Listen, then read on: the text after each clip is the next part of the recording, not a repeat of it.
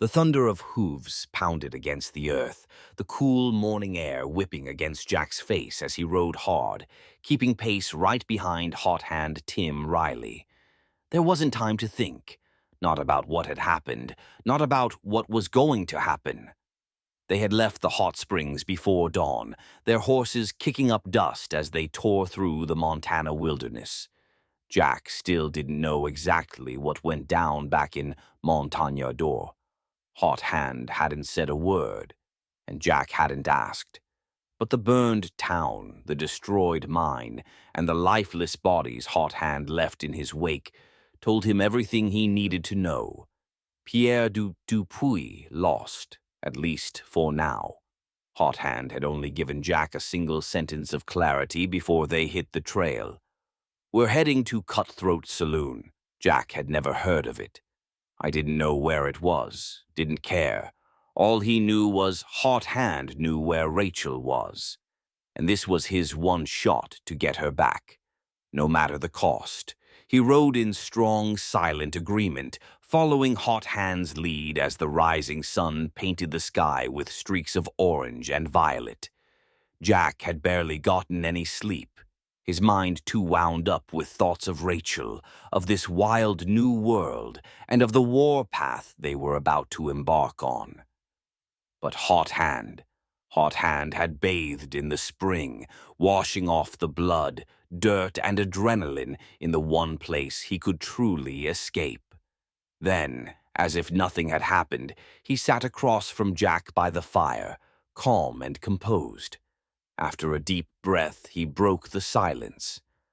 "Our plan is simple for now, Jack." Jack sat up, listening intently.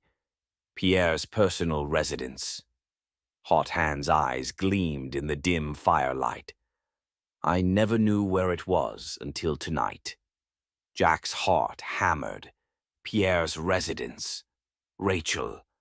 "We need to resupply and arm up heavier than we are," Hot Hand continued. "So we ride hard to Cutthroat Saloon." Jack had never heard of it, but the name alone told him everything he needed to know. It wasn't a place for soft men. It wasn't a place for second chances. It was a place where men like Hot Hand thrived. Jack didn't ask questions, didn't argue, didn't hesitate. He just nodded. That was enough for Hot Hand. They ate, drank, and sat in silence for a while, the weight of their mission pressing on them both. Hot Hand eventually laid back, hat covering his face, and drifted into deep, effortless sleep. Jack sat up, watching him. How? How could a man who just burned a town to the ground and tore down a mountain sleep so soundly? Jack stared into the diminishing fire, watching the coals smolder beneath the wood. His heart pounded in his chest, a mixture of fear, anticipation, and hope. He looked up at the gorgeous night sky, stars glistening in the vast darkness. Despite everything, the danger, the chaos, the death, Jack smiled. Because he was closer to Rachel than he had been in over a decade, and no matter what hell was waiting for him, he would not give up. His eyes finally grew heavy, the warm glow of the fire lulling him into uneasy sleep. Rachel's face was the last thing on his mind, but deep in his bones something dark stirred, a feeling he couldn't shake. Anxious, restless, unnerving. Because somehow, some way, he knew that before this was over, everything was going to get worse. The thunderous gallop of Pierre's stallion echoed through the quiet Montana wilderness, the rhythmic pounding of hooves in sync with his own raging heartbeat. Pierre Dubois had never felt exhaustion like this before. Not in his youth, not in war, not in the ruthless climb to power. But now, riding through the rugged mountainous terrain, filthy, burned, beaten, he felt drained, physically, mentally. But above all, consumed by rage. Pierre's lip curled in fury as the early morning wind whipped against his face. Hot Hand Tim Riley. "You are going to regret the day you ever crossed me, boy." He kicked his stallion harder, forcing the massive beast to pick up even more speed, the powerful muscles beneath him propelling them forward.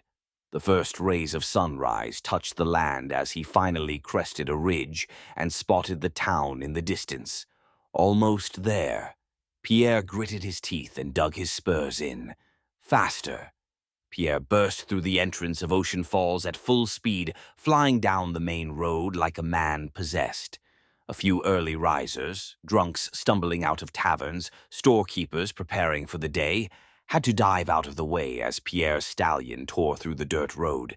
He barely noticed them. The Cutthroat Saloon passed by in a blur, its swinging doors creaking open as a few of its most hardened patrons peered out in curiosity. Pierre didn't stop. Not yet. His focus remained dead ahead, his grip tightening on the reins as the small wooden buildings of the town slowly faded behind him. Ocean Falls was a strange place, a town named after a body of water it had never seen. They said it was because of the waves of people who settled, thrived, and vanished, flowing through like the currents of the ocean. It was a place where, cutthroats and criminals found refuge. Entrepreneurs and thieves built empires. Mercenaries and assassins sharpened their craft. Defectors and cowards disappeared forever. Pierre knew the town well, and at the very end of the road where the houses thinned and the tree line thickened, one man resided. The only man who could help him now. Pierre's stallion reared, its mighty hooves kicking dust into the air as he finally halted before a long, tree-lined driveway. The massive colonial mansion loomed at the end of it, its grand columns standing against the morning light like monuments of defiance. Pierre dismounted in one swift motion and stormed up the steps, his boots hammering against the wooden porch. He pounded on the massive door, his fist striking over and over with the force of his fury. "Ace," Pierre bellowed, "open this door right now. It's Pierre Dubois. I need to speak with you urgently."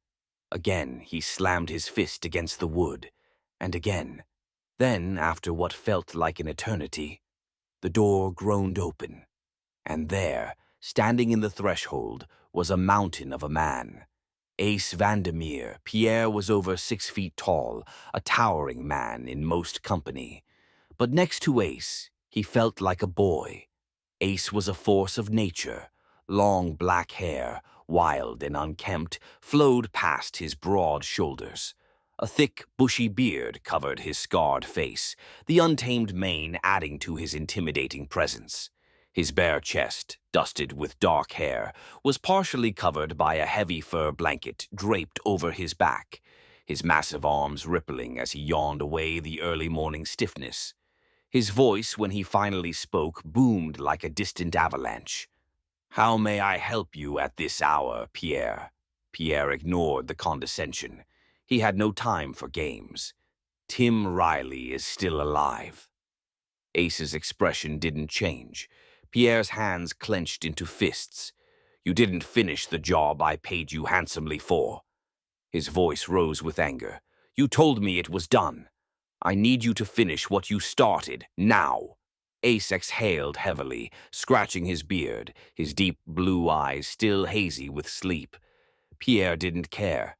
"He just attacked me in my own town. If you had done your job, none of this." Ace moved, and before Pierre could react, Ace's massive hand clamped over his entire face. Pierre's breath hitched. The pressure was immediate.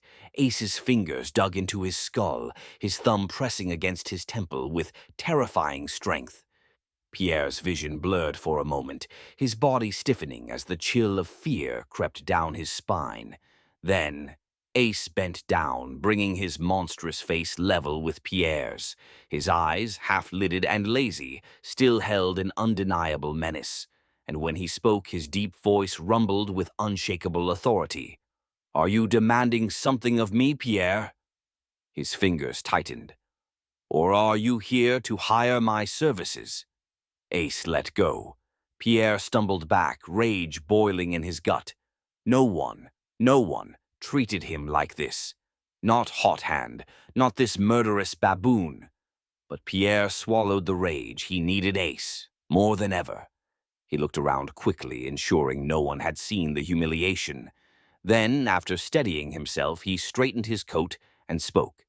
I am willing to overlook the fault on your end. Ace smirked, clearly amused. Pierre forced a grin. I am here to propose a new contract. Ace sniffed, then spat to the side. Pierre's jaw twitched. I need Tim Riley dead. His voice was sharp, final. I know where he's heading and when he will be there. Then he sweetened the deal. I will offer double the price of the last contract for this to be done properly and timely. Ace stroked his beard. Quadruple, Pierre added, if you bring him back to me alive. Ace finally laughed. Low, dangerous. Tim Riley ain't a man you just kill with a snap of the fingers, old man. His eyes gleamed. Tim Riley is a man you kill two ways. Pierre's fists clenched. You sneak up on him, or you overpower him. Ace's grin widened. This job will require both. His voice rumbled like distant thunder. I want quadruple up front. Pierre's blood ran cold. Ace continued, smirking. Double the last contract for the kill. And if you want him alive... Ace's grin turned cruel. 10 times the last contract. Pierre's rage burned. He didn't have the money. Not yet. But Tim Riley's death was necessary. Pierre hesitated, then extended his hand. Ace grinned, shaking it. Come inside, Pierre. We have things to plan. The first light of dawn stretched across the Montana sky, casting a golden glow over the land. The cool air carried the scent of pine and damp earth, the kind of crispness that only came from sleeping under the open sky. Jack Spade and Hot Hand. Tim, Riley rose with the sun. There was no need for words. They both knew what was at stake. Jack moved with purpose, cleaning up their small camp, kicking dirt over the remnants of their fire. Midnight and Hot Hand's stallion stood nearby, ready for another hard ride. Hot Hand worked methodically, tightening his saddle, checking his weapons, ensuring every piece of gear was secure. Jack followed suit, mimicking the veteran gunman's efficiency. As Jack adjusted his gun belt, Hot Hand tilted his hat, giving him a once-over. Now you look like a real cowboy, Jack, he said, his voice carrying a rare warmth. Your face, grit iron. Are you ready? Jack looked at himself, the dusty black hat, the long coat, the revolvers strapped to his hips. But what he felt inside was something far more important. No fear, no hesitation, just a burning fire in his chest, a determination that nothing in this world or any other was going to stop him from getting Rachel back. He met Hot Hand's gaze, resolute. Never been more ready, he said firmly. Let's do it. Without another word, Jack swung himself onto Midnight, like a man who had been riding his whole life. Hot Hand followed, settling into his saddle with a natural ease. Then, with a kick to their horses' sides, they took off. They rode fast. Hot Hand set a brutal pace, pushing their horses hard and fast across the open land. Jack had little time to admire the rolling hills, the wide-open plains, or the jagged mountains that loomed in the distance. He barely had time to appreciate the vast sky, so unlike the crowded streets and buildings he had been used to back in his world. Even at night, his world had always been filled with lights, street lights, buildings, glowing neon signs. Here, the stars stretched forever. But every time his mind wandered, every time he started to take it in, it always came back to one thing: Rachel and the mission. So he locked in, focused. For hours they rode, barely stopping, barely speaking, just moving. Finally, as the afternoon sun hung high in the sky, Hot Hand signaled for a stop, a small clearing shaded by a few pines overlooking a gentle stream. The horses needed a break, and so did they. The talk, Jack dismounted, stretching his legs, rolling his shoulders. Hot Hand did the same, kneeling by the stream to splash water over his face. As they both drank, Hot Hand finally spoke. "Listen, kid," he started, his voice calm but firm. "Where we're going, Cutthroat Saloon. It ain't like nothing you've ever seen." Jack listened intently. "There'll be fights breaking out, gambling, arguing, dancing, music, drinking, smoking, you name it." Jack nodded. He had been in bars before, but Hot Hand wasn't finished. "The folk around there, they live up to the damn name. Cutthroats, mercenaries, bounty hunters, outlaws, gunfighters. The worst of the worst." Jack swallowed. "Keep your eyes to yourself and your damn mouth shut. And most importantly, kid," Hot Hand looked him dead in the eyes, "do not, for the love of God, go running off into anything. I only got one time in me to save your ass." Jack felt the sting of the words. He still hadn't forgiven himself for what happened in Montagne d'Or. He had let impulse take over, almost got himself killed, almost got Hot Hand killed. Jack exhaled sharply, pushing away the regret. "Your lead, Hot Hand," he said, giving a small grin. "I got your back." A strange look crossed Hot Hand's face, something Jack hadn't seen in him before. Relief. For so long, Hot Hand had been alone. Since Elizabeth had been taken, it had been just him. No one to watch his back, no one to make sure he got out alive. He had never trusted another soul since that day. Until now. He didn't say it aloud, but for the first time in years, it felt good not to be alone. "We should get there by nightfall," Hot Hand said after a long pause. Jack nodded. "Perfect time to blend in. Get what we need quick, get out even quicker.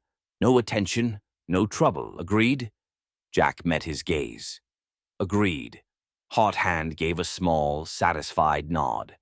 They mounted back up, and without another word they rode off, fading into the horizon, on their way to Cutthroat Saloon. The sun dipped low, painting the Montana sky in shades of crimson and gold, casting long shadows across the rugged landscape. Jack and Hot Hand hadn't stopped in hours. The ride had been long, the weight of their mission heavy in Jack's chest, but now they were here. Hot Hand tipped his hat forward, signaling something ahead.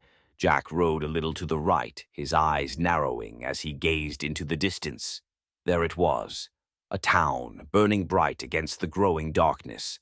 Lanterns and torches illuminated the wild, lawless settlement, flickering flames reflecting off dusty saloons, rickety wooden buildings, and long, busy streets. The chaos was alive.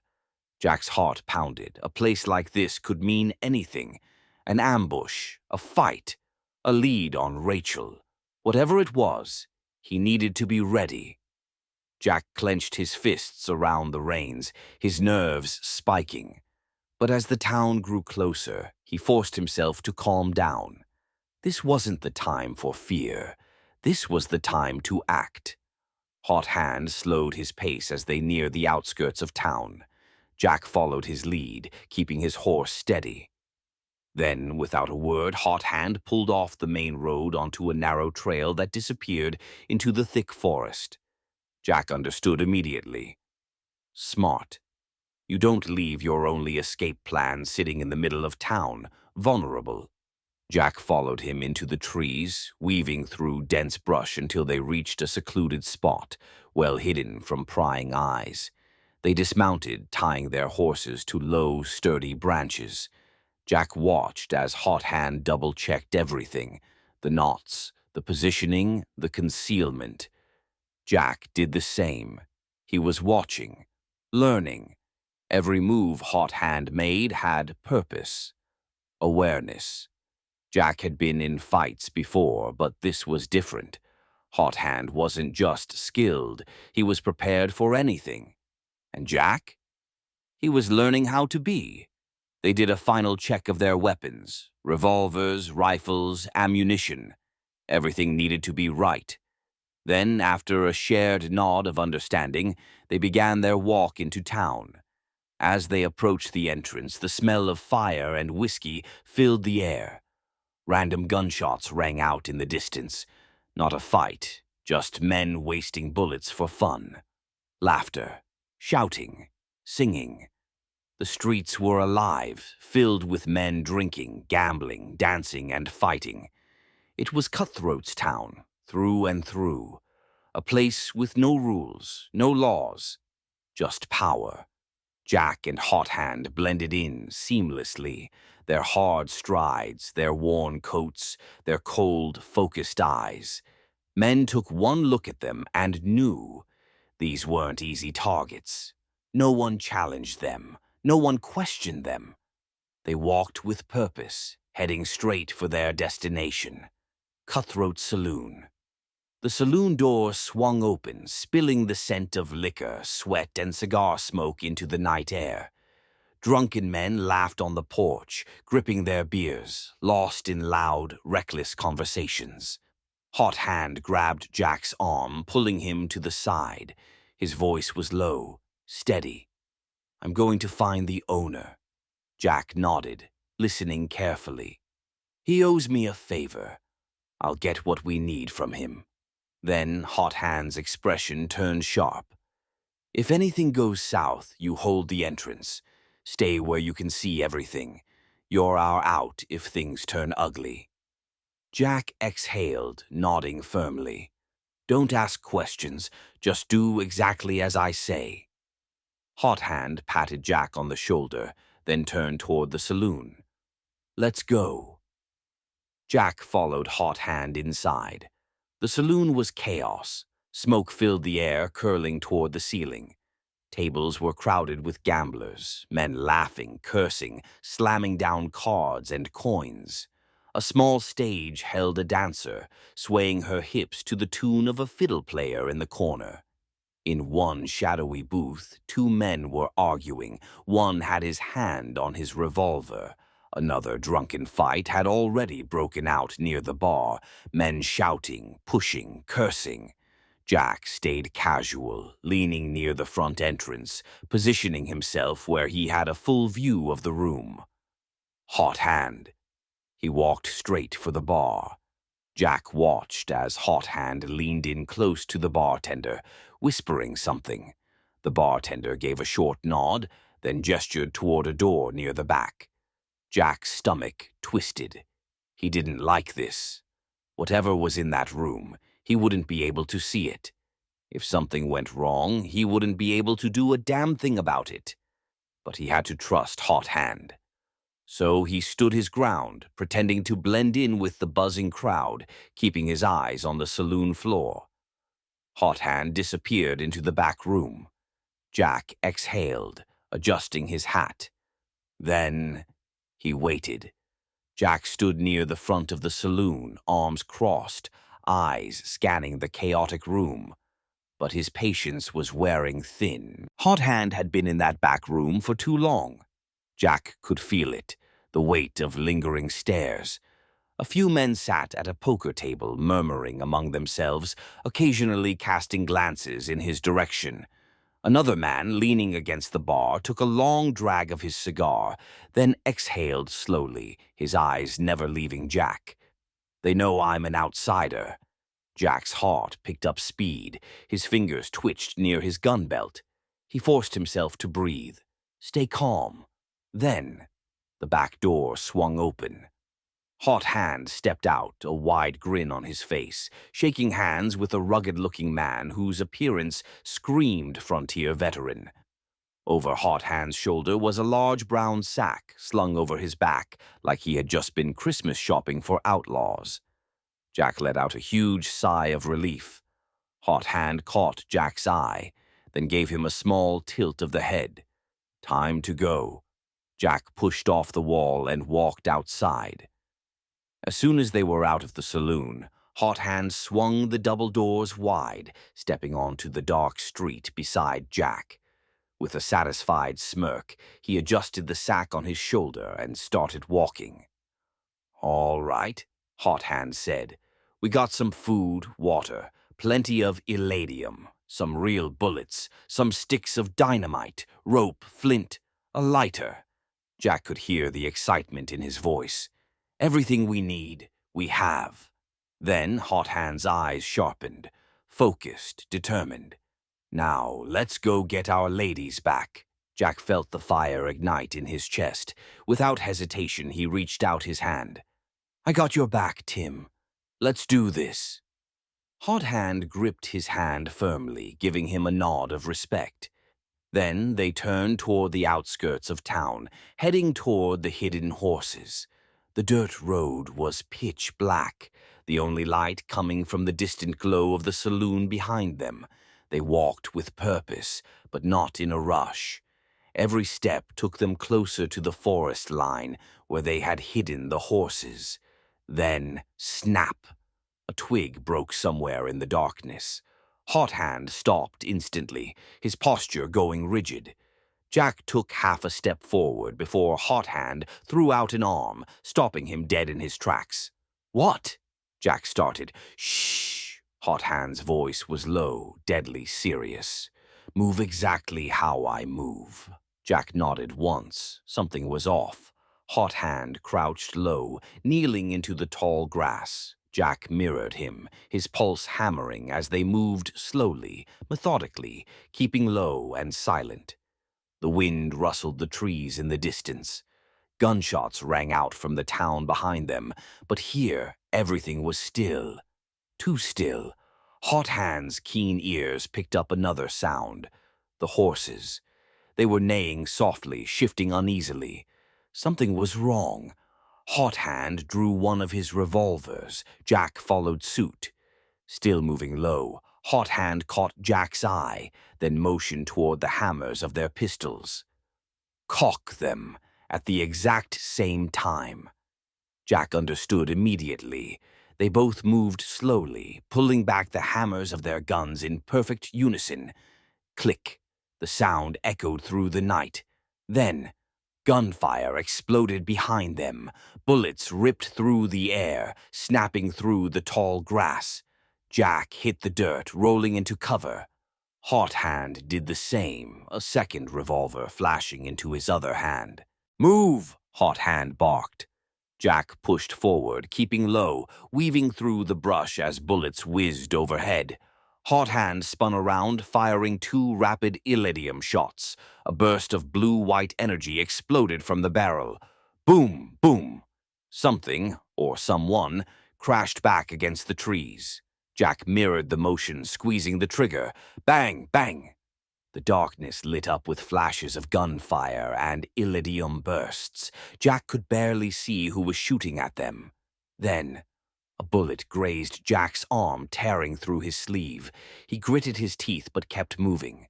Hot Hand and Jack made their way, evading the eruptions of gunfire being shot at them, making their way the edge of a ledge that drops down about a steep 20 feet. The gunfire ceased, and stillness filled the air again. Jack and Hot Hand remained low to the ground, making their way to the horse just about 20 feet in front of them. Then a dark figure came out of the brush and tackled Hot Hand down the hill. Jack hit the ground and lay down under some thick bushes in the dark of night as cover. A hand-to-hand battle erupted, and it seemed to be even so far. Then a huge, massive figure walked out of the forest line, watching the ongoing fight. He rushed to join in. Jack was lining up a shot but couldn't make out which was Hot Hand or the assailant. In this darkness, but couldn't get a shot. Before the figure could join the attack, Hot Hand had the assailant at gunpoint, choking the life out of him, telling the figure to stop. The mountain of a man circled Hot Hand, holding firm to his hostage. A deep, booming voice broke the silence. "You won't get away twice, Hot Hand, Tim Riley. I'm getting paid double my last contract, quadruple for you alive. I should thank you for allowing me to collect on your corpse twice." A deep chuckle rings through the silent air. Hot Hand takes his time to respond. The only reason I'm alive is because of love. You're standing in the way of that now, Ace. You can take whatever money you have now and disappear.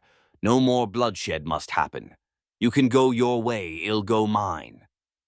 Hot Hand tried to reason with the mercenary, but he wasn't having any of it.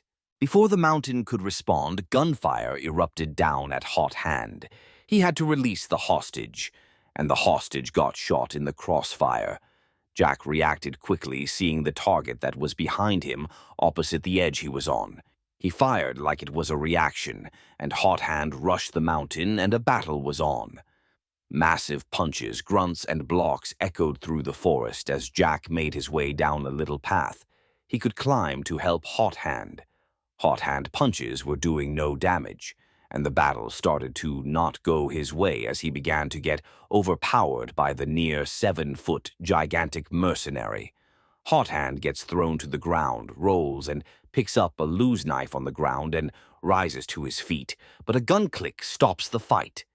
Ace's partner, the mercenary who got shot, is on the ground with his gun pointed at Hot Hand. Stopped him in his tracks. Ace smiles as he looks back to see his partner has a perfect shot at Hot Hand. Ah, the time has come, Mr. Riley. Your luck finally runs out. Ace draws his revolver, cocks it, and points it at Hot Hand. Now I'm going to decide if I want to bring you in dead or alive. His ominous deep laugh strikes the ears. He starts to take steps very slowly to Hot Hand, respecting how much of a threat he is. Hot Hand lowers the knife and his head in unison and stares at the ground in defeat. He can't believe this is where fate has brought him, to be so close to his goal, to be stopped by such vile people. I'm sorry, Elizabeth, Hot Hand mutters, and then a single gunshot stops time itself. Hot Hand doesn't flinch. He thinks it is his end. He looks at his body for the gunshot wound, but he is fine unscathed. Snapping his head up, he sees Jack Spade standing over a motionless body with a smoking gun in his hand, and Ace moves his hand away from his chest. What the? He begins to say as blood pours out of his body. Then bang, bang, 5 more shots follow, and Jack unloads the rest of the revolver on Ace's body, and down he falls. Jack looks distraught. He can't move. He keeps clicking the gun. He's in shock. Hot Hand processes everything and rushes over to Jack's side and shakes him back to reality. They are both catching their breath. Hot Hand breaks the silence. You did good, kid. I know it's hard to swallow right now. You are killing a man. If you didn't, he would have killed us with no mercy. I know it isn't what you want to hear, but we must get back focused. Your wife, Rachel, is relying on you. There will be time to process and think. But for now, we still have a mission to complete, and it's not done. Hot Hand shakes Jack gently. Rachel's name snaps him back to reality, and he compartmentalizes everything that has happened. They get to their feet, and Jack responds. It's because of you I'm even this close to getting Rachel back. You took a chance and risked everything for me. Now I'm going to do the same in return. Let's finish what we started. They shake hands and nod at each other. They collect themselves and make their way up the hill, check their supplies one more time, and mount up on their horses and dash off the road and on their way to Pierre's residence.